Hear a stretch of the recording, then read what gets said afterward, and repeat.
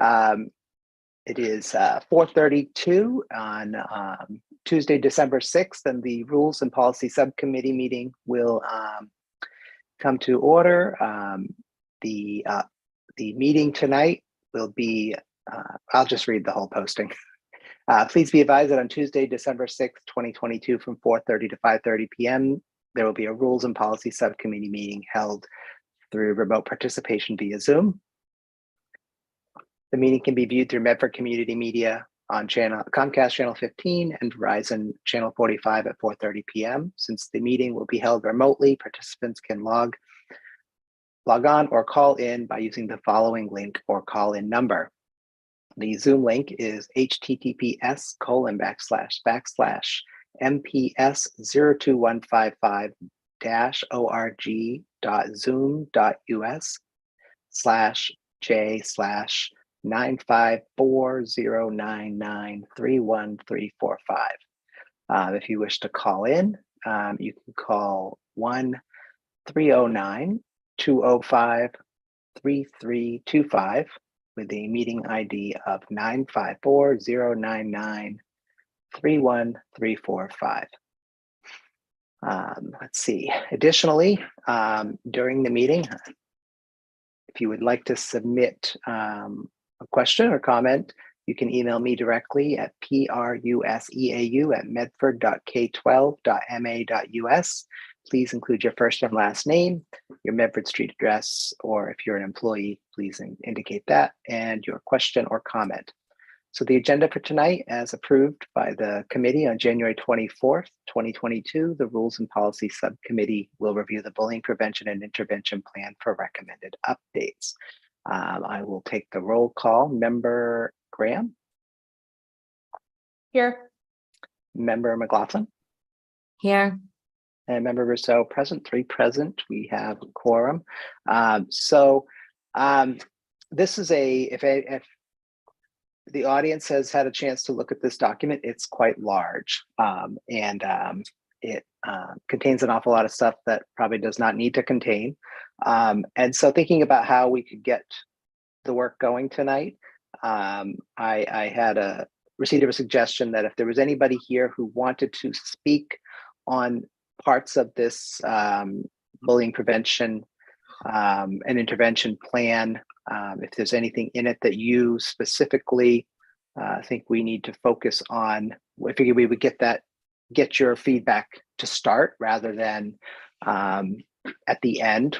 My guess is that we will need more than one meeting for this. It's such a substantial document.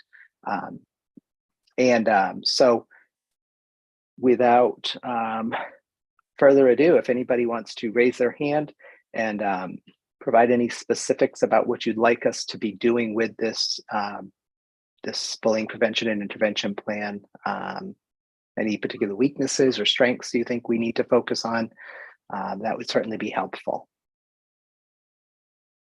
And that includes the administration, obviously school committee members, and any of the public as well. Member McLaughlin.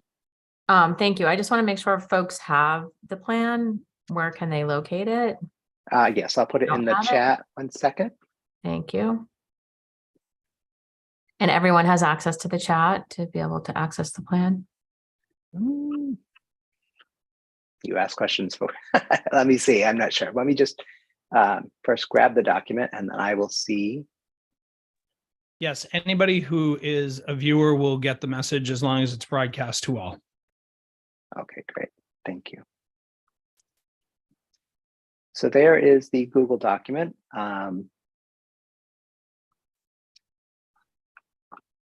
It is available from our website under students and families. And in the drop down, there's bullying, cyberbullying, and internet safety. And it is the first link in that page that displays.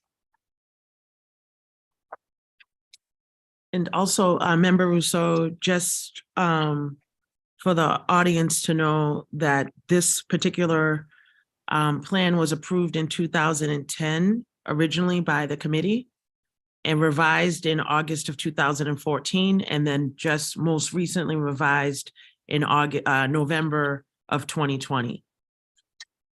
Right.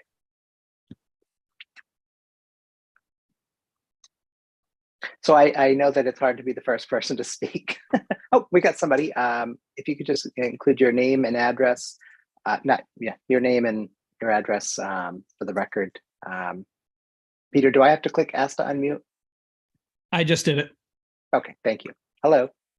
Hi, it's Nicole Branley. I Nicole. can't give my address. And it's saying I can't start my video because the host has disabled it. So just so you know. Okay, thank you. Peter. Welcome. Peter, is there something with the video that? Nope, I can do it right now. Okay, Thank you. Thank you. Good to go. All right, let's see. There we go. I like being Here able to I see am. people. Thank Hello. you. Thank you for that. Sorry, is it too bright, too dark? I couldn't get on the laptop, so we're trying everything here. It's fine. So I just wanted to say that I've read this multiple times. And I think the thing that really took my breath away about it is that it wasn't followed in my case for my daughter. I have never seen this bullying incident report form. And I think when I saw this, it kind of caught me off guard that I didn't even know that this existed. I mean, I don't think there's anybody on here that doesn't know our story at this point. So I think that was, it took my breath away. And I know from the documentation that I have from the communications from the superintendent and from the principal that a bullying investigation was never done. So I think everything that I've read in the actual plan is great. But we can have all the plans and all the rules and all the policies. And I've said this 8 million times. We can have all of these things, but if we're not following through, it all means nothing. And so, I've highlighted some things in here. I don't want to be the only one that talks the only time because, you all deserve a voice. But we have fallen under many of the categories here that are the definition of bullying. And so I think it was very hard to see that there's actual paperwork that, should have been done all along. We have incident reports, but that is being reactive in our situation. And maybe if some of this paperwork was done initially with some of our complaints, that maybe we wouldn't be on our 4th police report at this time. So the plan is great, but it has to be done. So I think, in my case, and I think that I've probably been the most vocal person about everything that's happened to our child. But there are other people out there that I'm sure have had terrible things happen. And where do they end up too? So it's not just about me. It's not just about my daughter. This is a big picture. So I just wanted to make sure that was stated. And obviously, like always, I am more than willing to help and do anything I can for the future of our city, for my daughter's future, for, Medford means a lot to me. Medford High means a lot to me. My daughter means the most. So, I think it was just sad to see this form and know that there was never a plan. There was never an investigation. There was never a bullying form filled out until the day my daughter was attacked. The nurse wrote something out. By then, we were already at the emergency room. So that just want to make sure that is stated. And I'm sorry, my dog keeps barking, of course. But I just want to make sure that's noted. Thank you, Nicole. you. And certainly, once we get some opportunity for people to speak, that the contents of the document, a lot of it surprised me as already being there. So, but I will let others speak. Member McLaughlin. Thank you. It's good to see the amount of people here tonight and folks that are able to speak up. It's appreciated. I think that there's some work to do in this area for sure. And this is something that, we've experienced personally in our family. And over the years, I've been supporting families that have experienced similar scenarios. So I think the document's a lot to digest. I will say that it's a lot for a family to sit down and read. It's a lot for probably an educator or an administrator, even though, we know it's their job to also sit down and read. So one of the off the top recommendations that I would have, and I want to put out there, is that, me, the visual learner, I talk about this a lot, right? Having a visual flow chart, sort of image that is shared, what to do if this, then that, what happens, what the process is, and sort of a visual, 1-page sort of chart that can help families and everybody understand what this process is and what happens. In middle school, we had a similar experience. I did not know anything about a bullying report form, although we had gone to the principal at the time. Just not a principal who's here with us any longer, but it was some time ago. But did not know anything about this, except for the fact that our CPAC, our Special Ed Parent Advisory Council, had a training on bullying. And at the time, the Special Education Director, Kathy Medaglio, came and helped give the training. And that was when I learned that there was a bullying report form that was required to be filed in that training. And that was training for parents, to be clear. Professional training for parents to understand. So that's the other thing I think really needs to happen in terms of, I know there's professional development.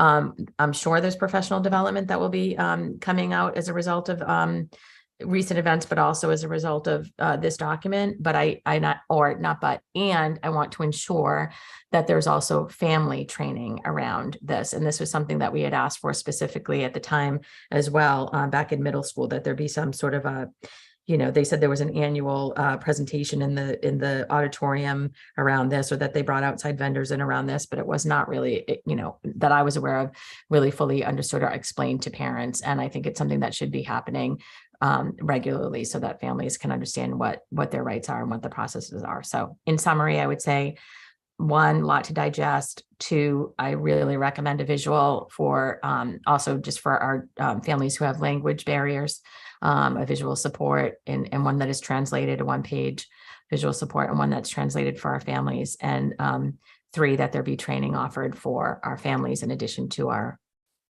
professional development for staff. Thanks. Thank you, Member McLaughlin. Member Graham. Thank you. A couple of things stood out to me. I totally agree with Member McLaughlin that this document is really undigestible in its current form. And so, I don't know, it checks some boxes, but I don't think that's what we're here to do. So I want to make sure that we can get to a better place. I think as I was doing a little bit of research, the school committee does not have a bullying policy. This plan is really supposed to be, I think, owned by the superintendent and the administration, which is I am fine with. So I think, out of this work has to come an actual policy by the school committee that can then help inform the plan to implement the policy and execute the policy on a consistent basis. And I would tend to agree that this is one of those things like picking your health plan that you don't pay any attention to until you need it. And I use that example a lot because you can't predict if you're going to need a chiropractor this year if you've never needed a chiropractor before, right? And so when you pick your plan, you don't say, what kind of chiropractic coverage does this plan offer me? Because it's just not even in your purview to understand. And so what happens then when the need arises, you have to educate yourself really quickly. And you are often like surprised and maybe disappointed at times, depending on what your choice was, about what you find as you try to educate yourself. And I think when families find themselves in this position, some of the things that I have heard thematically are questions around consistency, are questions around I didn't know, or who was supposed to tell me. So I think people really feel at a loss when this happens to them, and they're trying to educate themselves quickly, that there is a really quick and easy way to sort of get educated. And so as we think about sort of like bifurcating the policy from the plan, and certainly the professional development that needs to happen, I think we also do need to think about what are those one-pagers. And I think we have to get on a cadence of hosting regular forums about what bullying means. Because I think the other thing that you hear happening in the community is that at each and every sort of altercation that you have that's unpleasant, everyone is making assessments about is or is that not bullying. And, we need to get to a place where we can educate the public with some consistency about what the definition of bullying really is. Because I don't think our residents are willfully ignorant. I think they want to know, and I think it's really hard for them to figure this stuff out because they don't speak school and they don't come to school every day to be educators, right? So we need to sort of help bridge the gap with families as we do that. And I think, this is like one of many topics where I think we could do more to help families feel educated and empowered. But I think in this particular case, we need to find a way, both in our policy and in our plan, to insist on and require absolute consistency in how we handle these incidents when they come up, because I think that consistency is really important. I think lack of consistency leads to all kinds of problems, including underreporting, people looking the other way, people with the best of intentions. And I think we have heard this, in commentary here and there that, reporting things doesn't really do anything. I have heard that from students. And I want to make sure that on a very consistent basis, we can make sure that people know that we have a policy, and B, that we are following it. And hopefully C, that leads to better outcomes, right? Because that's why we're doing this. So I do think, as we go through this work, we probably need to try to focus first on the school committee policies so that the administration can then do their work in terms of lining up the plan and the visuals. And we probably need to work together on the parent education side of things, because I feel like that is a realm that is a little bit more squishy about, whose responsibility it is. I think that's a collaborative effort would really make a lot of sense there.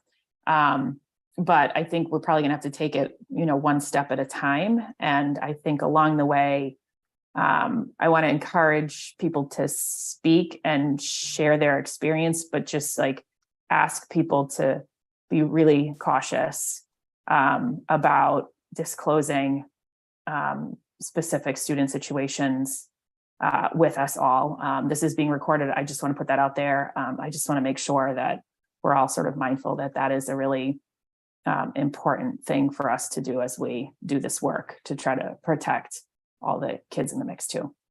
Thank you. Thank you very much, Member Graham. Mr. Downs.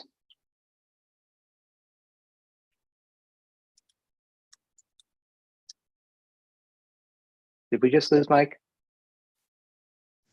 He went to Can you hear unmute me? himself. Oh, there you are. Sorry about that. Sorry about that. So, I've been an administrator when the bullying law first came out. And one of the things, and I'm going to piggyback what Member Graham said, is that people need to be a little educated on what's the difference between conflict and bullying. And if we can make that part of the training that you two members have now mentioned about with the community, that would be helpful, because oftentimes there is a large disparity between a conflict and what actually constitutes bullying. And if you look at our bullying intervention plan, it does outline what bullying is, but maybe if we can add to whatever one page sheet or whatever it may be, what is conflict? Because a lot of the times it is conflict.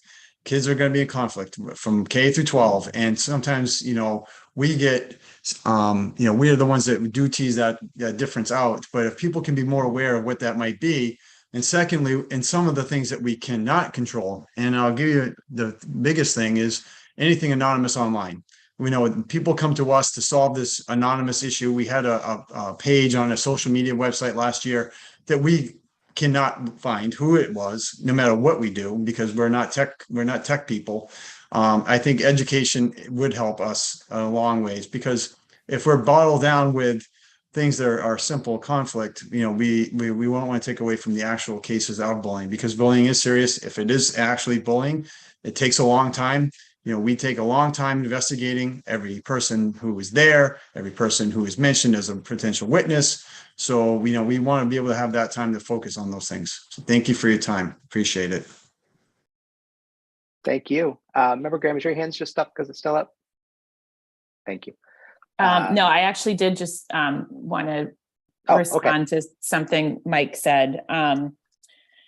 I think it's a really good point that there is a difference, between conflict and bullying, and that we probably do need to start to create some language and some words from a consistency perspective around those two ideas.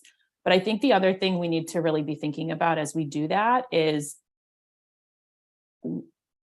there a progression from conflict to bullying? And I think the answer is probably sometimes. And I think the question that we are going to have to answer procedurally for the administration is, how do we make sure that we are being proactive enough in conflict that we aren't allowing situations to turn into bullying situations and issues? So I think that's sort of one thing that is really important for us to think about as we explore this educational space. The other thing that that you said that sort of resonated with me is we take a long time to investigate these issues. And I think, again, from an education perspective, we need people to understand what those investigation steps are and what a reasonable timeline is to expect for these things to unfold. And I fully expect everybody who has to actually execute those investigation steps to push back hard on the notion of relative timelines. But I do think in the big scheme of how we sort of move the collective forward, we need to give people some sort of understanding of what that framework is. But I think also in the context of that, I'm really interested in making sure that while these investigations need to be thorough, they do need to be sort of as swift as they can possibly be, so that there aren't escalating issues going on while the investigation is happening.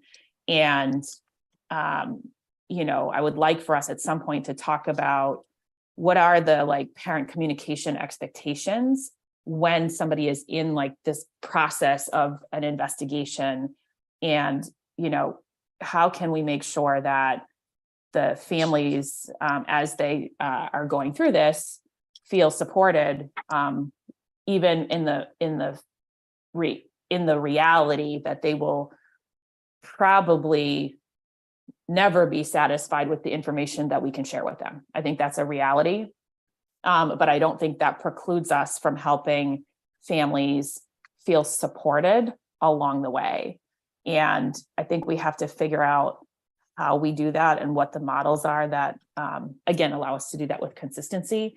But those are the things that I was thinking about as you were talking, and I could not agree with you more that this education space is super important. And even using this topic as a place to talk about curriculum, I think is a huge opportunity, because I don't think parents don't know what the curriculum is. I think people go to curriculum night and they get a very short spiel about a lot of topics.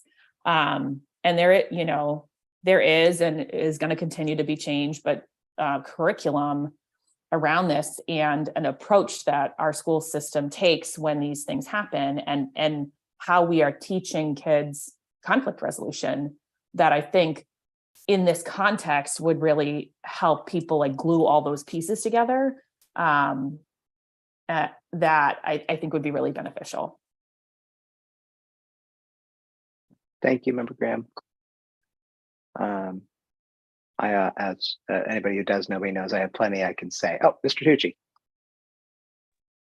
Hi, good evening, everyone. I just wanted to speak, if I could, to a little bit of the proactive work that we do oftentimes with our students and staff. Over the course of the beginning of the school year, we are mandated in order to do and engage our staff members in a bullying training to make sure that they are fully in the know as to what constitutes bullying and steps they need to follow and they're mandated to follow, by law in order to report bullying and any concern of that to school administration so that we can conduct the investigation and go through all the steps that are needed to go through. In addition, we are really proactive with regards to helping to engage our students and help them understand through some character education, bullying, prevention education, through the use of assemblies, school assemblies, the use of our guidance, our wellness classes, the use of building a lot of this information in through other means to help students understand what bullying is and how they can go about reporting an issue to trusted adults. Of course, a lot of our intentional work in social emotional learning, in developing relationships with students, in doing a lot of the restorative circles that we've begun to do too as well, certainly bode well in helping us get ahead and be proactive with regards to addressing these types of issues as they, kind of arise from that standpoint. We like to be visible and out there and having the pulse of our student body, communicating, collaborating, and trying to prevent any type of issues like this taking place. But of course, anytime there's an issue that does arise, we want to make sure that we're responsive, communicative with parents, and really collaborative in problem solving and following the process that we need to follow in order to maintain a really good environment. One final thing I'll note is that I'm really encouraged by the work that we're about to do with the Sandy Hook Promise, as we're about to roll out Say Something, which is another way that we can try to invite people to report and be, not a bystander, but an upstander. If they see something or that they perceive as being wrong, they can report it in these anonymous type of fashions. And I know that we're looking forward to rolling out this new program with our school communities in the next few weeks. So I just want to chime in on that, and certainly happy to answer any questions too as well. Thank you. Thank you. Dr. Edward Vincent. Yes. Good evening, everyone. I also wanted to just piggyback on what was just being shared about some proactive measures at the lower grade levels. We have students that participate during the first 6 weeks of school. We do the responsive classroom, and over the course of the year, we also have the Nexus classrooms, where during those sessions, the students learn about the color coding for behavior controls and yellow and red, and how are they feeling in green and blue, and being able to identify how it is that they feel.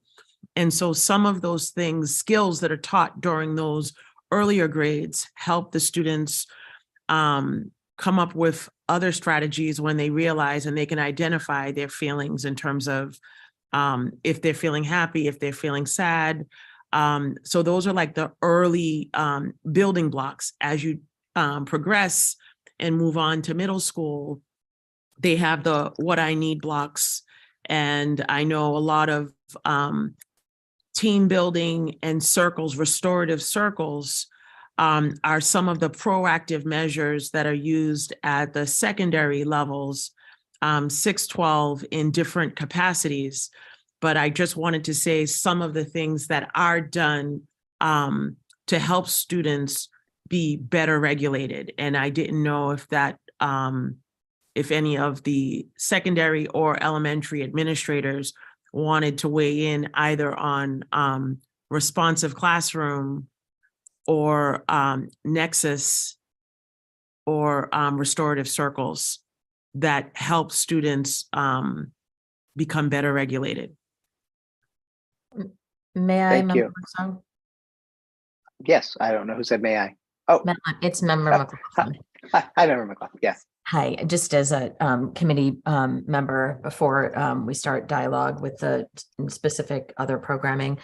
I also just wanted to be clear and make sure that we point out that I know that Joan Bowen's not here tonight, understandably, but I also want to make very clear that students with disabilities have requirements in their IEPs, that they are given, bullying information, that their families have bullying plans in place, and that the child has been educated regarding bullying. And, it's unclear how or when or in what ways those are followed, but there's very specific training for students with disabilities and with their families, and also training around manifestation hearings and whether a incident is related to a disability or not. It's very important and very highly legislated.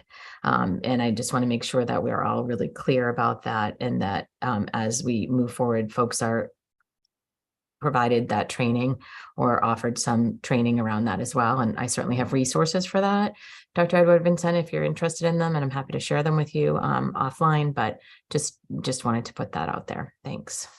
Thank you, Member. Thank you very much. I did see Ms. Demos raise her hand. Ms. Demos. Hi, thank you. I just wanted to piggyback on Maurice's comments about the elementary level. And I do think that we really do what she was referring to with the zones of regulation. Our guidance staff, our teachers, and our Nexus teacher really instill that at a young age. And I think that that's important so that students can feel safe and communicate their feelings. We have initiated the morning meeting and responsive classroom with Fidelity across the district. So I feel comfortable that the students are building communities within their classrooms, that they feel safe, that now at 6 to 12, they're doing the meetings as well that I heard Nick speak to. So I think they'll have that consistency going forward. But I definitely think that we had a learning curve last year with the Nexus and the curriculum. And I really think this year, we really are going strong at all 4 of the schools. And I think the students are really getting between Michigan model, zones of regulation, and responsive classroom in that classroom setting that they're taking back into their homerooms, that I can't speak highly enough about that. So that's really just what I wanted to talk about. And thank you for listening. Thank you. Member Graham. My kids are out of elementary school now, sadly, Ms. Demos, but Lucas was there in the inaugural year of Nexus, and I pressed him for information many times, and I was wildly unsuccessful in getting him to tell me anything other than his real feelings about going to Nexus class. And I think it sounds, particularly in tandem with everything else that's going on, like such a great block of time and way to dedicate the space. But I wonder if there is, again, some education for parents that like helps them understand what happens in that class and how they might extract good conversations out of their kids about the class. Like, and maybe I just wasn't very good at it, but I was unsuccessful for like an entire school year. And I think I've heard that from other parents too, that they're like, I don't know what it is, and I don't know how it works. And if you have, there will always be a subset of parents that are like, tell me how to do it. Like, I struggle with this at home too. So I'm just wondering if there's a way to, when we think about education in this realm of bullying, to be talking a little bit more about the Nexus program and like why you all love it so much and what they can expect to hear from their kids and how they can expect to have a conversation, like how can they like get engaged, and like, and even better, like where are those like related resources for parents to like meet their kids? Cause like if my kid came home and said, I'm feeling, orange today, I'm not sure I would know what to do with that other than to say, well, what do you mean by that? But if there's like language and capacity being built in the schools, I think there are parents who might be interested in how that can help them at home. Thank you. Thank you, Member Graham. Assistant Superintendent Galusi. Thank you. Thank you for bringing that up. Member Graham, I want to just kind of like speak to a little bit about what you brought up, but I think it's really good feedback. As many of you know on this call, coming out of the pandemic, Nexus was created by Stacy Schulman, Director of Guidance and Behavioral Health, and myself, because we saw a gap in terms of social emotional need as well as executive functioning need, two things that students really lost during the ongoing pandemic. So Nexus has definitely evolved. It's only year 2. I have to kind of punctuate a little bit about what Ms. Stemos said, because the group this year really works really closely together. They meet each week. They meet with Stacy and I each month. At the beginning of the year, they send out an informational like greeting letter to all of the families. It states the curriculum that they use, a little bit about the program, but I think that ongoing feedback of what you're talking about, we can easily build into regular communication at home.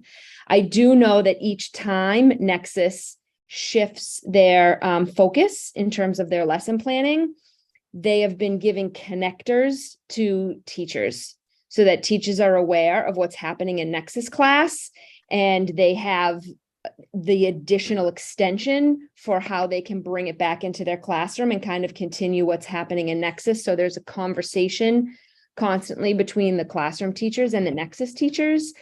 But what we can do is really take those connectors and build them probably more into communication that can go home to families, so that now parents can also have those conversations with students about what's going on at home.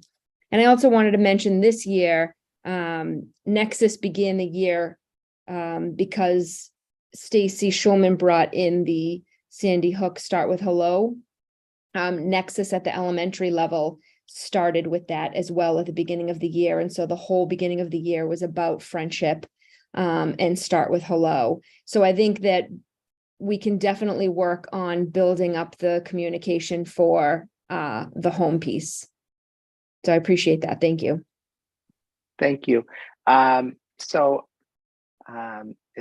there's somebody who urgently feels the need to speak now, I'm thinking we should probably try to move a little bit on to some more of the document and the policy stuff. Does that sound okay to everybody? Okay. So I did want to also just add a couple of little things since I have a lot of thoughts on the document, but once we've got some kind of a policy and a new document, when I look at the current document, one thing sticks out when I look at other district documents is that I get a sense that some of this was actually written into, I mean, I have not looked at the law, but the consistency across districts makes me feel like there's perhaps stuff in there we may be like, we need to cut all that out. And then it may turn out to be that it's just required to be in there. So, but I think it's better if we just put that at the end. We'll send this off to our school attorney and he'll tell us that, no, you have to put this stuff back in because, so there's that stuff there about, making sure that gets reviewed by our attorney to make sure we're complying with the bullying law. And then around the curriculum part, I am on the school committee had selected me to serve on the HECAT process, which is the health education curriculum. And what's the A? Something tool for the entire health curriculum for the K to 12. And bullying is actually part of that process. And I have not looked that far ahead to that section. So this will be getting quite a lot of attention, of course. And I just didn't want anybody to think that when we get to the Michigan model listing of things in this document, that's sort of like set in stone. and I can't predict where the committee that's working on this will go, but my guess is that this will perhaps be part of the areas that we think we need an improvement. I just want to also quickly note that I have a few takeaways so far. These are sort of things that I've heard and that seem so obvious that they should end up as to-dos no matter what happens from here on. Translations of all of these documents don't seem to exist. A visual flow chart, which I believe Dr. Cushing actually has one we can look at. I don't know when that got created or where it is, but I did see it briefly today, and I thought, yeah, that's a great idea. And then definitions of conflict, which are not in the document at all. Those are sort of the three that I mean, I have notes of what everybody said, so there's certainly more. So I'm going to switch over to sharing my screen and really hoping that it isn't a situation where it's so tiny nobody can see anything, which is unfortunately happens a lot. I have a very large screen, 37 inches wide screen, so I have no sense of what you all will see. So please do tell me. Oh, thank you, Member McLaughlin. It was not new. It was created last year. Well, new last year. Okay, share. Am I missing the share button?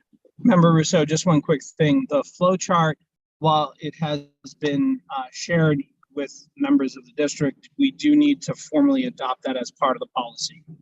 Okay, that sounds good. Oh, there's the, yeah, I can never find share because it's the highlighted green button. All right, let's see. Let's go to here. Share. All right. And I'm going to switch to a different tab. And can you see the other tabs? When I switch, do you currently see a bullying prevention intervention file with MASC in the top left corner? Yes. Excellent, good. So you do see all my tabs as I switch around, which is great. So I created a copy of this myself and just sort of went at it with the proverbial pen. At first, as I was reading it, I was like, oh, let's change this little bit here, this little bit here. And then as I kept going, I realized that it needed to be a bit more than a pen and more of like a, I don't know, I need to switch metaphors to find something more medical, but a big, huge chopping. So this document, I don't know the source of this document. Medford clearly did not sit down and just start typing. Much of this is verbatim that you see in other districts. So I think that tells you that perhaps the state or DESE or MASC, our Professional Association for School Committees, provided some sample and everybody just went and adopted it. So there's these guidelines that start out. And one of the things I noticed right off the bat is there's all this history information about where we've been. And while I think maybe the Medford Historical Society cares, I don't think anybody reading this document to learn about our policies and procedures cares one bit. Dr. Cushing, did you want to speak? Yeah, so when this was first promulgated, there was a model plan and model forms issued by the state. I'm not sure how much we have to strictly adhere to those, as long as we're strictly adhering to the tenets of Mass General Law, Chapter 37O. Chapter 74, Section 37O. Okay. So that will be like a critical thought. Thank you. And I'll get that reference from you later so I can not type and do that too. So, just as a sort of making this document usable, as Ms. Branley mentioned earlier, like when I see really long documents, I feel really like this incredible sorrow for the poor folks that are supposed to be following it, because you presumably have to find the time to read the whole thing. Then you have to remember the parts that matter. This document is so long that I'm not going to put anybody on the spot about whether every administrator and person who works in our school district read the entire 38 pages or whatever it is. But I think it would be kind of facetious to believe that, naive to believe that that really happened. So, getting this document way down in size is important. And it turns out that's going to be pretty easy. If we get rid of all of the stuff that is the history of the document, that's chopping a bunch of stuff out. I'm going to actually skip what all of this says, because here's the thing. It's repeated an entire second time right here. This is identical language, word for word, not like a little bit different. It's completely repeated. So there's 2.5 pages right off the top that just get cut out. I don't think it makes sense for us as a group of 38 people to go word for word through this. I think what makes sense is since I've gone through this, is to make some recommendations, and we could take a vote that says, yes, Paul, go through that as a sample and chop out all that stuff. And then we can come back and look at it at another meeting to see what we have pared it down to. Member McLaughlin. Thank you.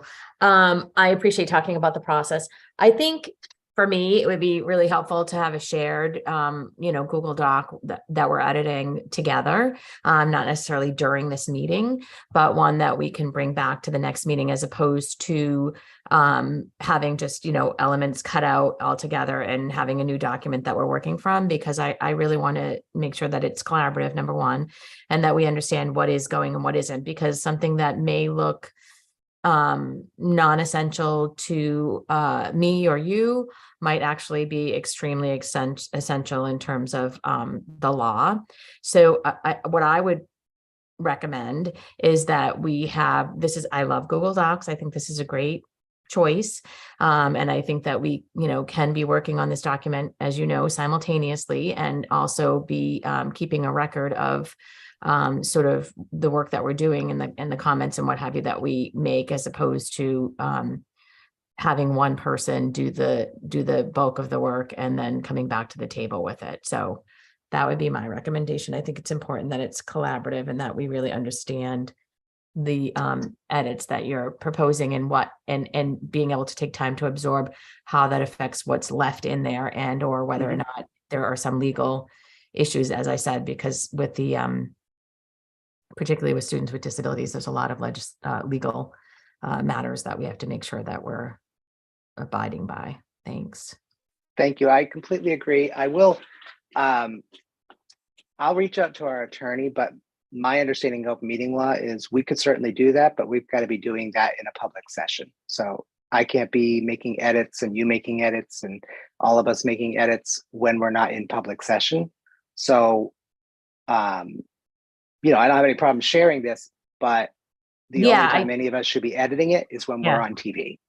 Well, to be clear, I think what I'm not suggesting that we're editing it simultaneously, unless that's what Howard is saying we need to do. Howard is our attorney, the school committee's attorney Greenspan, is suggesting that we need to do that. I'm saying that we would, independent of each other, look at I guess the work that you're sharing here and be able to have our own input that potentially we could share at the next meeting, so that we're not just cutting things today and not having a reference as to what was cut and why and where. I think it's important to have documents that we can follow back the thread of thought in terms of what was being done. But I agree. I think it's worth asking Attorney Greenspan about, what the open meeting law requirements are. My main purpose for speaking up with this is that I'm not comfortable just taking out big chunks of material without knowing and taking time to look at the document as a whole to see how or whether it affects other bits of material, particularly in terms of legal. And so I'm not really clear on what the process would be to do that, because it's a 38-page document, but we should consider that. Certainly. I'll reach out to Howard and find out how this can be done technically, where we don't My gut tells me he's going to be like, create your own versions of the document and do all you want to them and come together and make the document into one. Which, from a simple like process perspective, as messier as can be, the process that you propose is without a doubt the easiest and cleanest and most efficient. But as we are painfully aware, open meeting law doesn't give a hoot about any of that. Mr. DeLeva. Just curious, as you would know more than I, but would it make more sense to just continue commenting, like not editing the document, but allowing us to, like piggybacking off your comments, Paul, that you have already put in there, stating like, oh, this is law, we kind of can't move this, or so it's not that you're physically editing, but we can come up with a final document based off of those comments. I don't know if that makes sense.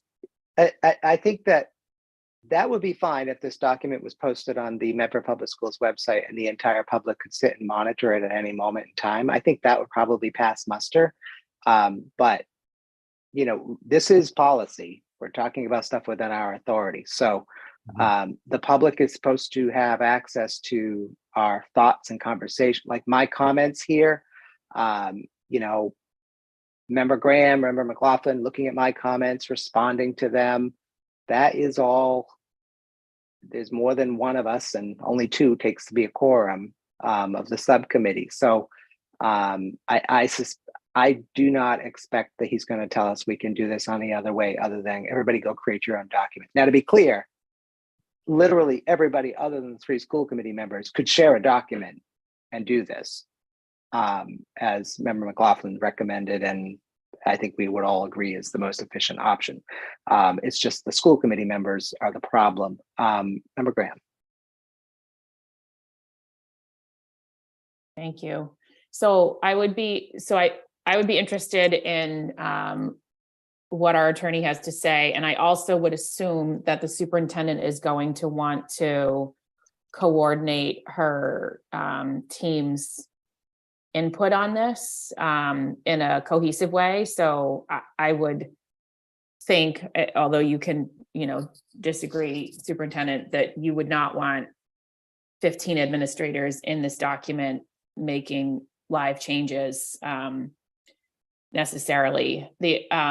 But you may want to think about how you want to sort of engage with this process. I think the other thing that ultimately maybe becomes a little bit different is if this really does become 2 documents, a policy and a plan to support that policy. If that is where we head, and I think it is where we should go, the policy is certainly a document that the school committee and how we proceed through it is really, really important according to the open meeting law. But the superintendent, like, building out the plan to demonstrate that she and her team are implementing the policy is not subject to the open meeting law as it is created, and that work down the line may be different. So I think from a process standpoint, I am wondering if it makes sense first for us to maybe put this aside for a minute and think about a draft of a policy that obviously probably has some like components in it. But do we first start with a policy like this? And so do we start with something like this and we like work through this to the point where we feel like from a policy standpoint, it makes sense. And then the next step being we turn our attention to the plan from there. Thank you, Member Graham. I do know that the bullying prevention and intervention plan within the language has an every 5 years we have to approve it as a committee. And so it feels a bit like it's this weird thing in the middle where we think of policies as ours and the superintendent can go and do whatever she wants. And we think the word plan, typically that's her stuff, that's implementation. And it's interesting that the word plan is in here and that's not typically our domain.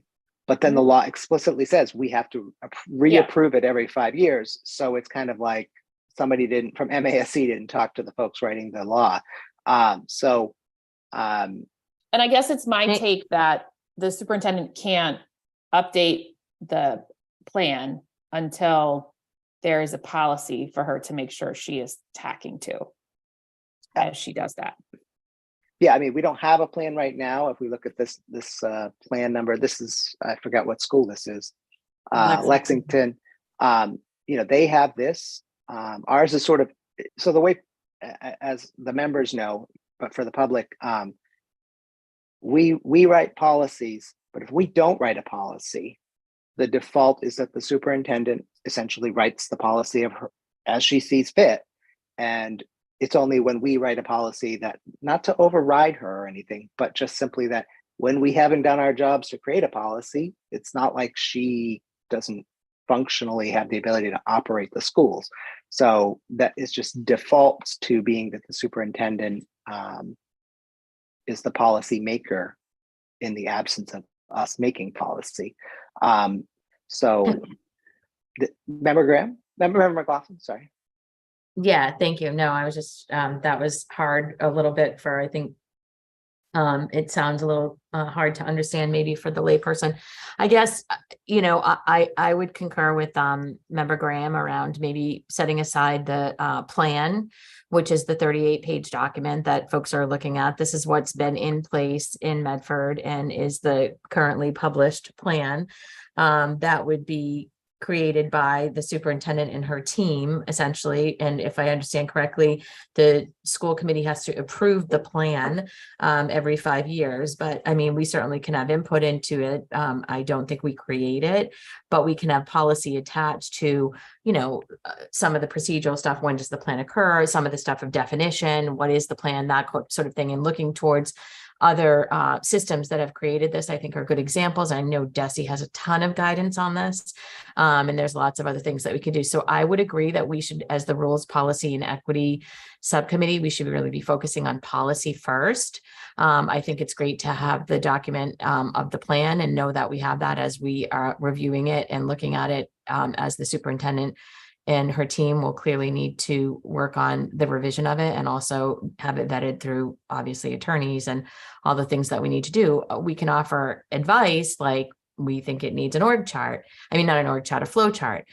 We think it needs, translation, those sorts of things that we think. But to be clear, for folks who are on here, some folks know, some folks don't, the school committee's role is to hire and supervise hire and evaluate the superintendent, approve and plan the budget, and set policy. So those are our three specific, tasks that we're given. And we, do get a lot of training at the MASC around, we had our recent conference, the MASC and MASS combined conference, but we get a lot of training around what we can and cannot do and how, we should not get in the weeds too much with administration and team so that, folks can run, but that we also have, obviously, our authority around approving material and policy specifically. So I think that there is a little bit of, we're in the weeds a little bit with what's what here. So I would agree with member Graham that if we could focus on policy first, I think that would be helpful. I know that the plan, obviously, it informs some of the policy. So that is a little bit tricky, especially around some of the definitions. But I think it would be great if we could start maybe talking about what we think policy should look like. Okay. Thank you. Dr. Edward Vincent. Yes, and so where we have so many administrators on the call, Member Russo, I wasn't able to really see some of the comments that you made, but if you're able to share your document with me, I definitely will be able to work with the administrators to have us look at where there is redundancy.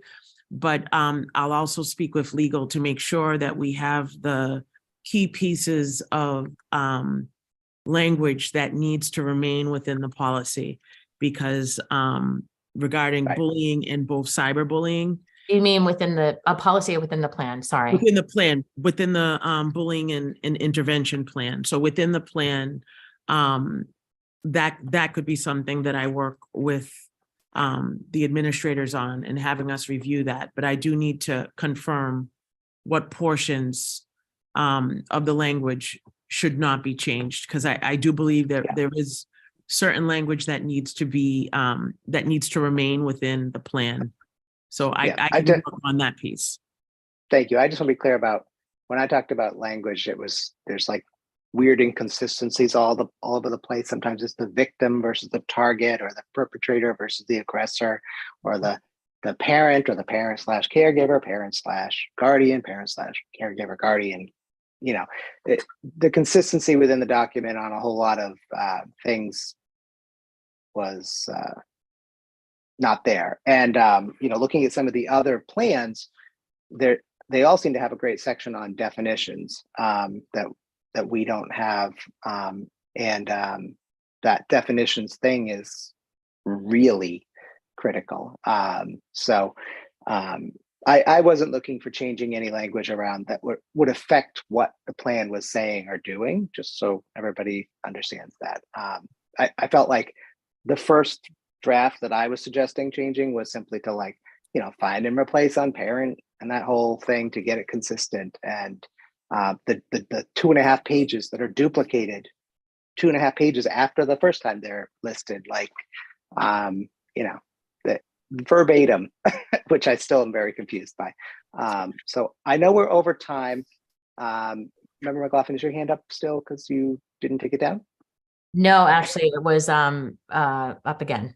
I actually just wanted to ask if you could share, and we can also do this legwork before the next meeting as well, obviously, but it seems like you've done some in terms of looking at policies for other schools. So if you want to share some of those links, that would be really helpful in the chat that we could sort of look at. And I think that, you know, I guess I would ask the superintendent or some of the administration, if you were letting the lay people in the community know, what districts would you say are comparable to Medford in terms of demographics, sort of, you know, so that we're comparing apples to apples in some ways. We can also go with, you know, best practices that we think are from districts that we think are really working well, but as we often compare districts to districts, I want folks to know which districts are sort of similar to Medford.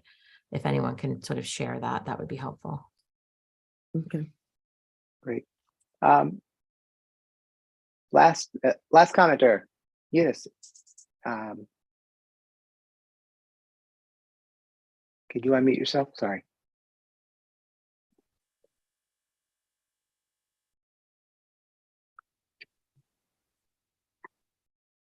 Are you able to unmute yourself? Okay. I am now. Thank you very much. So I think some of us out here in TV land might be a little bit confused about what is the difference between a policy and a plan. Looks like we have a plan now, but not a policy, if I'm understanding correctly. And do we need both, and which comes first? Thanks very much. That's an excellent question. And I was trying to get to that point a few minutes ago, and I wasn't as direct as I should have been. You know, this is based on a law, and most of our policies, I mean, some of our policies have legal references, but this law was explicit in what the thing is called. And I think that's pretty unusual. Usually there's a law, and maybe the law has a name and it tells us what we're going to do generally, but it doesn't lay out that you're going to go create a document and it's going to be called this. And unfortunately, that is explicitly called the Bullying Prevention and Intervention Plan. It's just a very weird situation where it gets so exact as to what we have to do and what it will be called. So your confusion is completely appropriate because it is confusing. But you know, my mind right now, until we adopt an actual policy as a school committee, the plan is the policy. And looking at other districts that have actually adopted a policy separate from the plan, they have both. And yeah, it's messy. It's definitely not the cleanest thing I've seen around policy stuff, for sure. So thank you for asking that question, because that definitely is, I think we're going to have to repeat that particular thing multiple times throughout this process. Ms. Branley.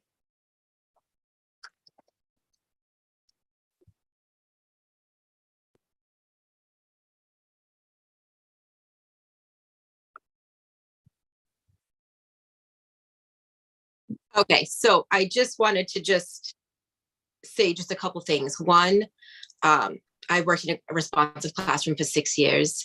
I think it's definitely imperative that we have a responsive classroom. I've sat in close to 180 Nexus classes. It's important. I do think that it's great for the kids that are in elementary school now. But I do feel that as we get to the high school, that there is a little bit more of a disconnect. Some of the wording, I don't think many kids in high school are going to go to, let's just say, Mr. DeLaver and say, I'm feeling like I'm in the red zone right now. Or I feel like I'm having rock brain. Those are some of the terms that we use in elementary school, which are great. But I don't feel like as we get a little bit older and we're feeling a little bit more maybe confident, I think kids think that they know everything. But I think some of that is not going to be used as they grow up. I think from what I've seen at the middle school, I can't agree with Mr. Tucci enough that he is so proactive. And I think that that really needs to be carried out through all of this school years. We need to be proactive. I think the wording, and even Mr. Rousseau, you just said, I feel sorrow for those needing to know all 38 pages. I read all 38 pages. I read it more. I did exactly what you did before going to bed. I highlighted every single thing in here. And I feel like when you're a leader at our school, it is your job to study these things. So is there sorrow that there has to be 38 pages of this? Sure. Do some have to be included law-wise, policy-wise, plan-wise? But I don't know what parts we cut out besides duplicate, because there's a lot of duplicate information there, because I did turn back and say, oh my God, am I reading the same thing twice, or am I going here? It was late. But I feel like if we don't cover every base, it could be the one wording or one sentence that could matter in someone's life. So I just want to make sure that that is out there. I think, like I said, elementary school, responsive classroom. I worked in a responsive classroom for 6 years.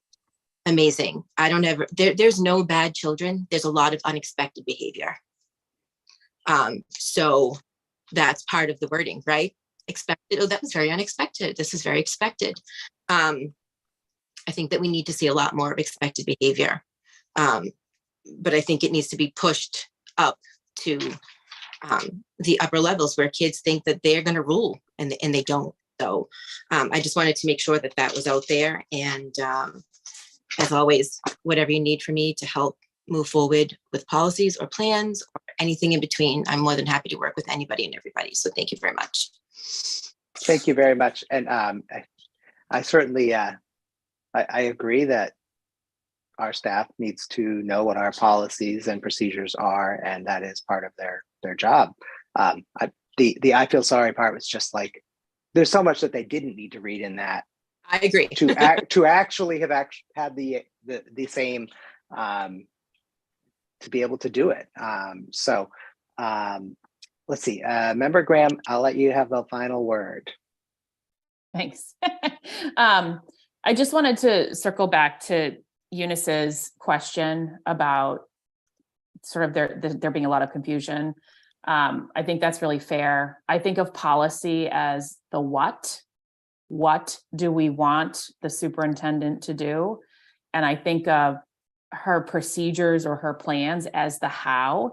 How will it happen? So I would expect things, just as an example, like I would expect us to say, we want you to have 2 bullying information sessions per year. What we're not going to say in the policy is, and they should be on the 3rd Tuesday of the month of the 4th month of the school year at 7 p.m. So I think of that as like a pretty simplistic example, but it's always super murky, particularly when you care that the policies can be enacted. And I think that's where the collaboration between the school committee and the superintendent's office is really important, because nobody wants to spend this time to write policy that can't be executed. But we also want to make sure that if something can't be executed, that we're having that dialogue about why not, so that either we can find a compromise that does not compromise the what, or that we can prioritize the resources that are needed to actually make that what available by giving the right tools to the superintendent and her team to make the how happen. So I think it is murky, particularly when you talk about change, because you need both of those things and they need to work together, and then you need to actually go forth and execute. So it is murky, but I think, like, for me, and I get wrapped up in the how because I'm an implementer at heart. So I do try to remember what versus how, and that usually sort of brings me back to like the ground floor of like what we're trying to do with policy. Thank you very much.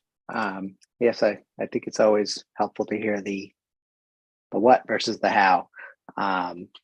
And again, the name of this particular thing includes the how, even if, yeah, it's very awkward there. So I'd like to thank everyone for being here. I thought this was very productive, and I felt like we had a lot of great information. I feel like we definitely have next steps. And I will schedule another one of these meetings, probably the 2nd or 3rd week of January. I have to look at the other rules and policy subcommittee meeting we have. We also need to schedule related to recess. So kind of we'll probably like leapfrog these 2 topics until we get one or both of them done. So Motion to adjourn. thank you. Second. Is there a second? Thank you. Member Graham, Yes. Member McLaughlin, Yes. and Member Rousseau. Yes. This meeting is adjourned, 5:45 p.m. Have a great night, everyone. Thank Thanks, you. everyone. Thank you. Night.